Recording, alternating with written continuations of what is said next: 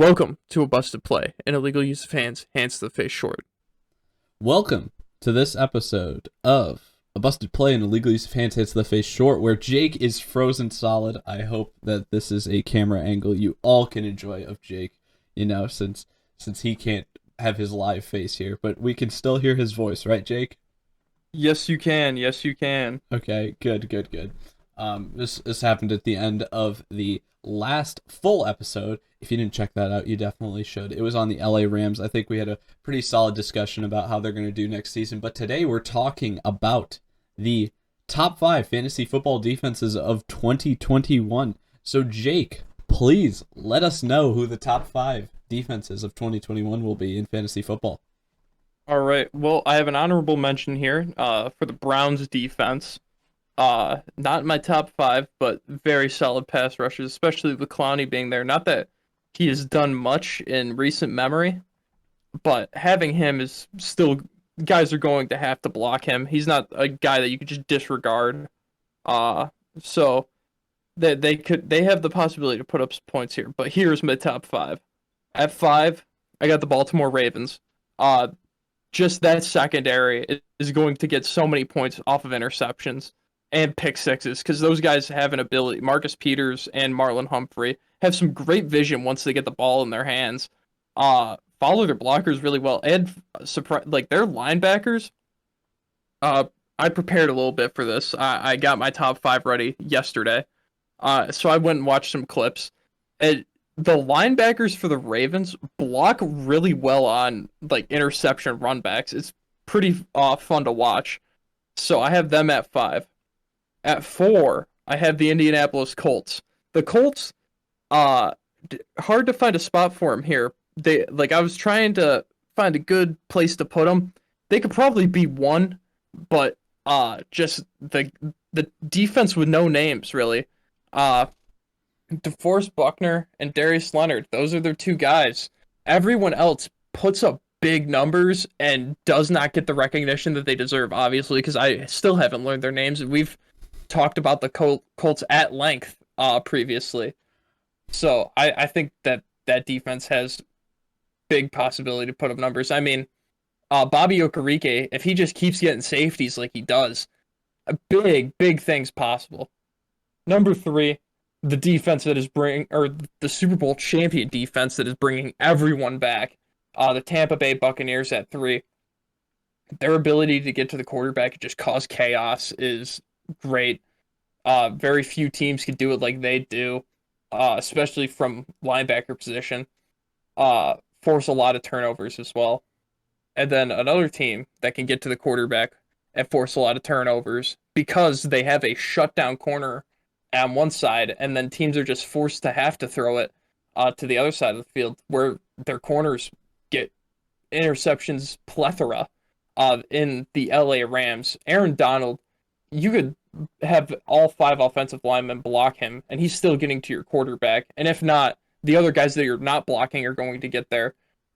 And it always seems like the Rams defense puts up big numbers in prime time.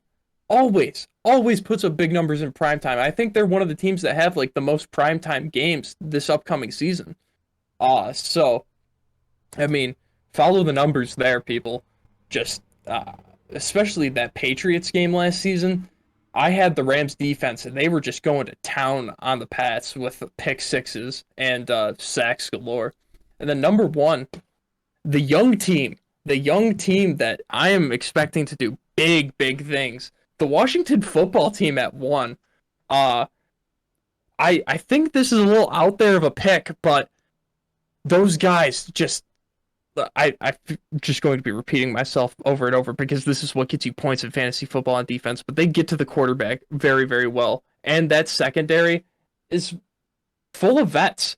The defensive line and linebacking core is very young, but that secondary vet filled, and they maneuver themselves well, get interceptions, and can contort their bodies. I mean, I know Ronald Darby isn't on the team anymore, but when I went back and watched a couple of their defensive highlights, not just him, but other guys are flipping around, breaking their backs to get some interceptions there, and having some wily vets like that. I mean, it'd be nice. They got Benjamin St. Juice, so maybe he can bring the juice to that secondary with some youth, and get some picks. But I do like that old secondary with that young pass rush. That's just a recipe for some fantasy points there.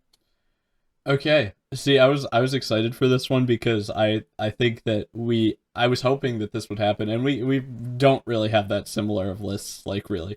I have a decent amount of honorable mentions because I do think that fantasy football, at least speaking on defenses, like, usually if you have a solid defense, it can kind of just be like luck based to see who gets like the most turnovers, that type Yes. of thing. Sacks aren't really, but like turnovers, especially like pick sixes, those type of things that can really change things up, that'll help a lot. Those can be kind of lucky. So even though like, I don't know.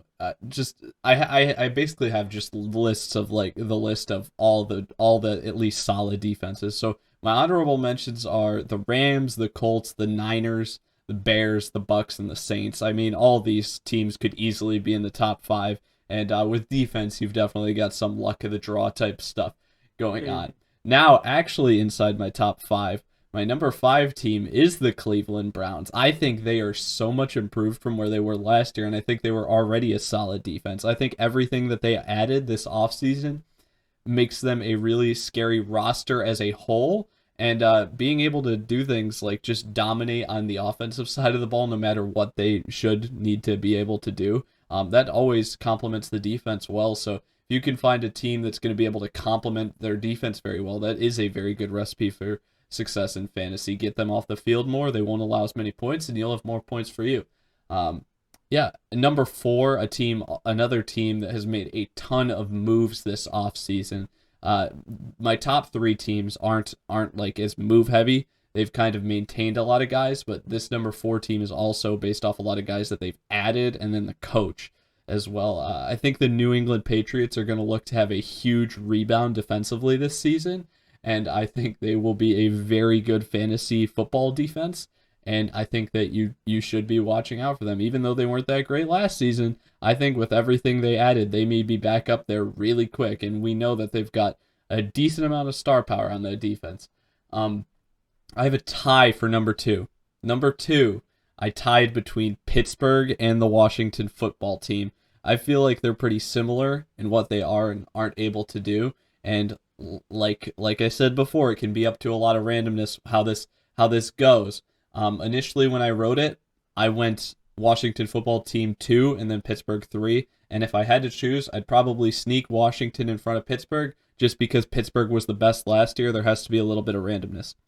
And then, even more so to show how random defensive points can be in fantasy football, I decided to go with a defense that maybe isn't quite thought of as a top dog anymore, but kind of had a down year last year. But it's a team that I'm always confident in defensively. I love the guys that they have on board, and you put them in your top five too, and that's the Baltimore Ravens. I think that they could be in for a turnaround year, and I love guys like Marlon Humphrey and Marcus Peters. I mean, they're two having those two guys at corner is absolutely amazing in terms of being able to force turnovers, and then not only force turnovers but bring them back for 6 points. That if you get touchdowns on defense, that boosts your numbers really quick because those are worth a lot more than anything else you can do on defense. So Hmm. if they get a little luck, they get a hot streak there of a few games in a row, or just a decent amount of games with some pick sixes, scooping scores, that type of thing, which I definitely think they have the talent to, and I think they're a well coached team. They could definitely be the number one fantasy defense in 2021, even though I really don't think that they're the best defensive roster in the NFL. Yeah, for defenses, I mean, fantasy is very game to game for your players, but I think with offensive players, especially like number one wide receivers and offenses and clear number one running backs, it doesn't matter if they're going against bad defenses. Usually they're going to get enough touches to give you a decent amount of points. When it comes to defenses, though, I I've looked at strength of schedule. Not that that means anything. Uh, but for teams that had defense, I think the Rams had like the weakest strength of schedule out of the teams that I put there. They might very well be number one just because we just talked about them, and you said they have some cupcake games in there. That might allow them to rack up some points. They're playing against rookie QBs in that too. I'm not expecting Trevor Lawrence to make a bunch of mistakes, but it's bound to happen. It's his rookie season. Going up against Daniel Jones, who he just either gets laid out in the pocket or makes some boneheaded errors. Uh, a bunch of other teams, Houston, they got nothing. Uh, They got Brandon Cooks. yeah, but I mean, Yeah, no, yeah, it's a lot of it cupcakes. just, it's if you can find a team that if you look at their schedule and just go, and this will be easier to do even like a couple weeks in the season when you can see where the good teams are and where the bad teams are. Not that the draft happens 3 weeks into the season, but if you're doing like a fan duel pick 'em every week, even like bad teams like Detroit's, I don't know. I think Dan Campbell could coach up a defense. Well, yeah, I mean, I had the number one defense in fantasy last year in Pittsburgh.